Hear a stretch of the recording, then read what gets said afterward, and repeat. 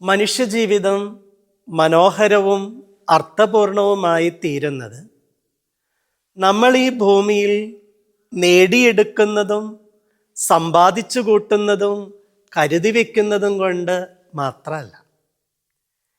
ഈ ജീവിതത്തിലൂടെ നമ്മുടെ സമസൃഷ്ടങ്ങൾക്കായ മനുഷ്യർക്ക് പകർന്നു കൊടുക്കുന്നതും പങ്കുവെക്കുന്നതുമായ കാര്യങ്ങളിൽ കൂടിയാണ്.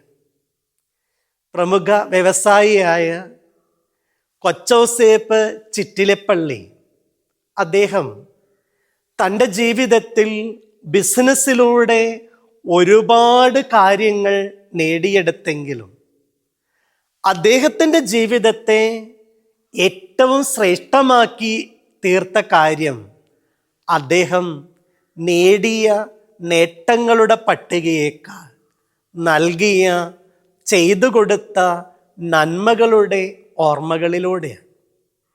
തൻ്റെ ശരീരത്തിലെ ഒരു വൃക്ക മറ്റൊരു മനുഷ്യന് മുറിച്ച് പകുത്തു കൊടുക്കാൻ വേണ്ടി ആ മനുഷ്യൻ കാണിച്ച മനോഭാവമാണ് അദ്ദേഹത്തെ ശ്രദ്ധേയനാക്കി തീർക്കുന്നത്. കൊച്ചൗസേപ്പ് ചിറ്റിലപ്പള്ളി വൃക്കദാനം ചെയ്ത വാർത്ത കേട്ടിട്ട് മലയാളത്തിൻ്റെ പ്രിയപ്പെട്ട ഹാസ്യനടൻ സലീം കുമാർ തൻ്റെ സ്വതസിദ്ധമായ ഭാഷയിൽ പറഞ്ഞ വാക്കുകൾ ചിന്തനീയമായിരുന്നു.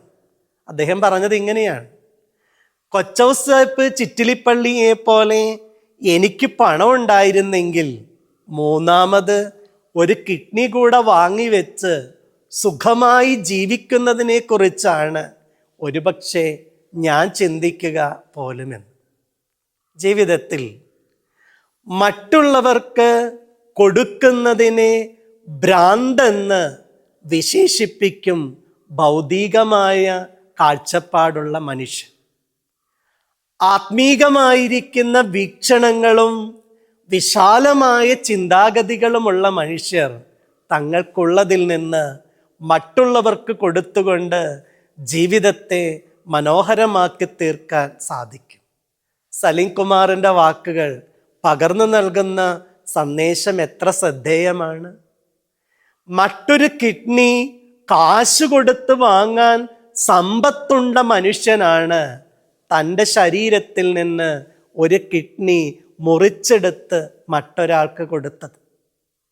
വേറെ ആര് വേണമെങ്കിലും കൊടുത്തോ, അവർക്ക് വേണ്ടുന്ന പണം ഞാൻ കൊടുത്തുകൊള്ളാമെന്ന് കൊച്ചൗസേപ്പ് ചിറ്റിലപ്പള്ളി പറഞ്ഞ ഇത്രയ്ക്ക് സ്വീകാര്യതയൊന്നും ആരിൽ നിന്നും അദ്ദേഹത്തിന് കിട്ടില്ല.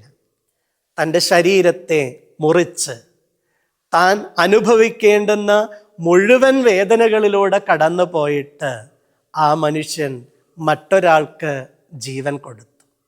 സ്നേഹമുള്ളവരെ, ഭൗതികമായി ചിന്തിക്കുന്നവർക്ക് മാത്രമേ ദാനത്തെ ഭ്രാന്തായി കാണാൻ പറ്റൂ.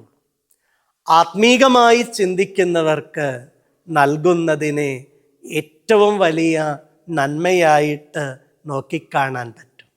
നോമ്പ് നന്മയെ നൽകാനുള്ള, നല്ലതിനെ നൽകാനുള്ള, നൽകുന്നതൊക്കെ സ്നേഹത്തോടെ മാത്രം നൽകാനുള്ള പുണ്യപ്പെട്ട ദിവസങ്ങളായി മാറ്റപ്പെടട്ടെ. ജീവിതം അനുഗ്രഹിക്കപ്പെടുന്നത് ആർജിക്കുന്നതിലൂടെ മാത്രമല്ല, ആർജിച്ചതിൽ നിന്ന് മറ്റുള്ളവർക്ക് പകുത്തു കൊടുക്കുന്നതിൽ കൂടിയാണ്. ആയതിന് ദൈവം എല്ലാവരെയും അനുഗ്രഹിക്കട്ടെ എന്ന് പ്രാർത്ഥിക്കുന്നു. ദൈവതിരുനാമം മാത്രം മഹത്വപ്പെടട്ടെ.